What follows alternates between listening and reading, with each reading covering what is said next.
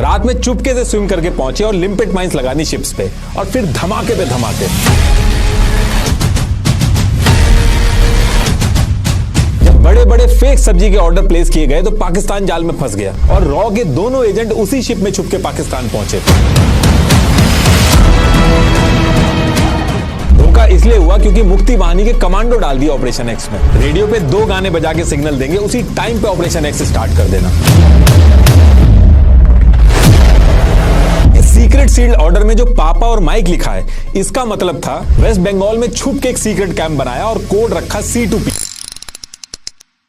लेकिन हुआ उल्टा, वेस्टर्न कंट्री ने धोखा देके इंटेल पाकिस्तान को दे दी। INS राजपूत ने उसी जगह पे 2 बैक टू बैक फायर मारे।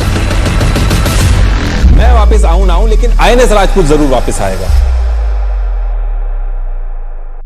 तो टॉपिक पे वापस आते हैं। देखिए, ईयर 1971 का जो टाइम था, इस टाइम पे पाकिस्तान 2 पार्ट में था, वेस्ट पाकिस्तान और ईस्ट पाकिस्तान। और ये जो ईस्ट पाकिस्तान था, यानी कि आज का बांग्लादेश, यहां के लोग इनकी वेस्ट पाकिस्तान की लीडरशिप जो इनके साथ लैंग्वेज वगैरह को लेके भेदभाव कर रही थी, उसके खिलाफ ये सड़कों पे आ गए थे और प्रोटेस्ट कर रहे थे। और इन प्रोटेस्ट को रोकने के लिए पाकिस्तान की मिलिट्री ने 25 मार्च 1971 को एक बहुत बड़ा क्रैकडाउन स्टार्ट कर दिया था ईस्ट पाकिस्तान के अंदर। मास में मर्डर हो रहे थे। अब 25 मार्च को जब ये क्रैकडाउन शुरू हुआ तो ईस्ट पाकिस्तान के बॉर्डर से लोग इंडिया के अंदर घुसने लगे। और ये जो लोग इंडिया के अंदर घुस रहे थे, ये नंबर कम नहीं था। डेली 50,000 से ज्यादा रिफ्यूजी इंडिया में घुसने लगे थे। जगह जगह पे इंडिया को रिफ्यूजी कैंप तक बनाने पड़ रहे थे। और बहुत ही कम टाइम के अंदर ये जो रिफ्यूजी का नंबर था, ये 90 लाख से भी ऊपर पहुंच गया था। अब देखिए, सुनने में तो बहुत छोटी सी चीज लग रही है, लेकिन इसका बहुत बड़ा इंपैक्ट हो रहा था। पैसे का बहुत नुकसान हो रहा था। $700 मिलियन का बर्डन इंडियन गवर्नमेंट के ऊपर आ गया था।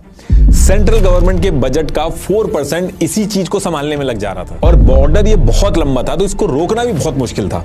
लेकिन रिफ्यूजी के जो नंबर थे, वो बहुत तेजी से डे बाय डे बढ़ रहे थे, और इतनी तेजी से बढ़ रहे थे कि इंडिया की डेमोग्राफी तक चेंज होने का डर खड़ा हो गया था। मतलब कि इंडियन रीजन में आबादी बदलने तक का डर खड़ा हो गया था। अब इससे निपटने के लिए इंडिया ने बहुत सारे तरीके अपनाए, मल्टीपल जगह बात की, UN तक में गया, लेकिन उसके बाद भी कुछ हो नहीं पाया। और जब कोई रास्ता नहीं बचता है, तो अप्रैल 1971 में प्राइम मिनिस्टर इंदिरा गांधी जी ने आर्मी, नेवी और एयरफोर्स तीनों के चीफ को बुला के तुरंत ईस्ट पाकिस्तान में मिलिट्री एक्शन लेने के लिए बोला। अब ये चीज जब तीनों चीफ्स के सामने रखी गई तो उन्होंने मना कर दिया कि हमें इस वॉर को जीतने के लिए टाइम चाहिए होगा, कि अगर ये वॉर हम अप्रैल 1971 की जगह दिसंबर 1971 में करेंगे तो श्योर शॉर्ट विक्ट्री होगी और डैमेज भी कम होगा। और फिर ये सारी चीजें डिस्कस होने के बाद इंदिरा गांधी जी प्रिपरेशन के लिए टाइम दे देती है। अब जब ये प्रिपरेशन का टाइम मिला तो इंडियन फोर्सेस का प्लान ये था कि ये जो 6-7 महीने मिले हैं प्रिपरेशन के लिए, इसमें पाकिस्तान को इतना वीक कर दिया जाए कि दिसंबर में जब वॉर हो तो एकदम आसानी से विक्ट्री हो। तो अगर आप यहां मैप पे देखोगे तो पाकिस्तान की मिलिट्री जो वेस्ट पाकिस्तान से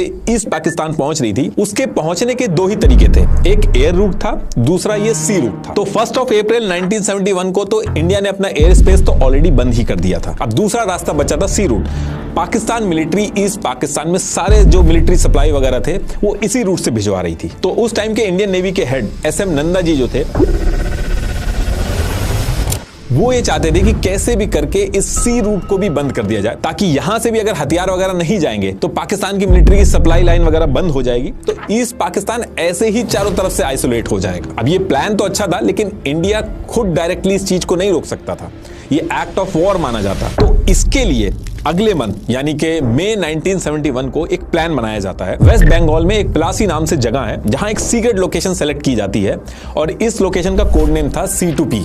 लेफ्टिनेंट कपिल और लेफ्टिनेंट दास इस सीक्रेट लोकेशन को मैनेज कर रहे थे। और इस लोकेशन पे सारा कुछ सेटअप करने के बाद ईस्ट पाकिस्तान में जो मुक्ति वाहिनी के लोग पाकिस्तान की मिलिट्री के खिलाफ गुरिल्ला वॉरफेयर कर रहे थे,